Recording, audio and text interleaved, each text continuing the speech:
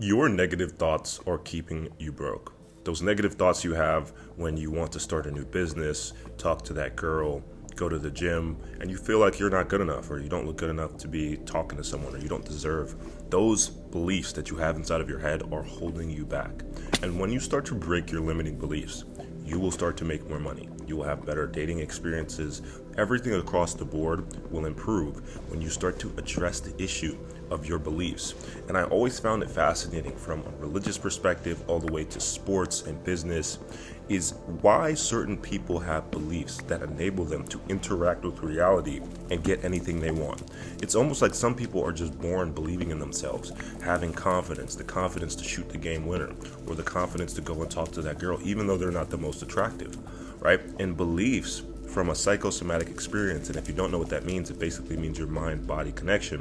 When you think certain thoughts, when you think positive thoughts, they have a positive effect on your psychology. Your posture is higher and more structured. You're not slouching your back in this defeated posture. And there's also something from a neuroscience perspective called the reticular activating system. So this filters reality for you. So if your filter is focused on all of the negative shit that's happening in your life, why you're overweight or why you're not good enough, and then you go out to do actions, whether you're playing a sport, you're in a career, you're going to hold yourself back. Even if you're trying your best consciously, your reticular activating system is filtering reality with a negative bias to start. So when you start that business, you think you're gonna fail. Even when you're succeeding, you still have the fear you're gonna fail. You're going to have all of these subconscious fears until you start to address the perspective of your negative beliefs. And it's almost like a negative belief amplification because the default mode network, it usually shows up, which is a part of our brain that shows up when we're hyperactive, or it's hyperactive when people are depressed or they're anxious. And people are more likely to pay attention to negative stuff 3 to 5 times more than the positive. So when you start to understand that your brain, from a survival evolutionary psychology perspective, is paying attention to negative shit and has a negative bias, then every single time you do something in life, if it's hard or you think you're gonna fail, you need to realize that that's just your monkey brain holding you back from success. It's not trying to help you succeed, it's trying to help make sure that you don't fail.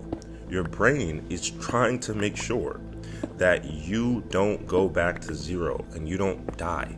It's not trying to see you be your best self.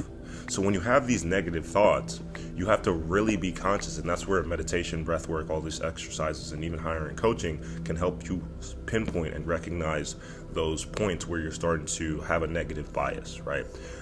And this is why high-level entrepreneurs and MBA teams and high-level corporate people just pay these sports psychologists. They make hundreds of thousands of dollars a year just to coach people on how to think. I mean, think about making hundreds of thousands of dollars just trying to fix people's thoughts. But these people, these NBA players, these actors and these high-level performers, they're already doing the work, they're doing the action. So why would they want to fix their beliefs? It's because at a certain point, working hard only gets you so far. Hustling only gets you so far. You need to start thinking about thinking. You need to start having metacognition. That's stuff that Bill Gates and a lot of these billionaires talk about, is because you need to think about the way that you're thinking. And if you aren't able to do that, your thinking is going to have some subconscious blocks in it that prevent you from going from making 10 points a game to 30 points a game. Those little thoughts inside of your head that are causing you to hit a 100K month plateau, saying, well, I don't want to spend money on this consultant or this, all these fear-based thoughts versus growth-based thoughts.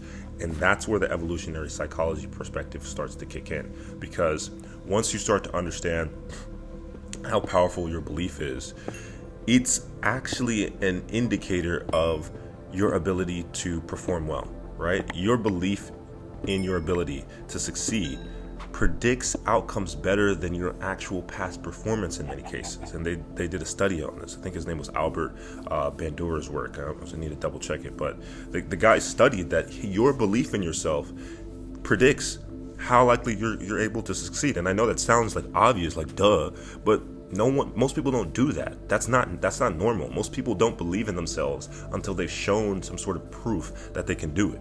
You have to become the thing that you want and believe you can do it before you actually do it. And the thing is, that's embarrassing. That looks stupid. It looks dumb as hell.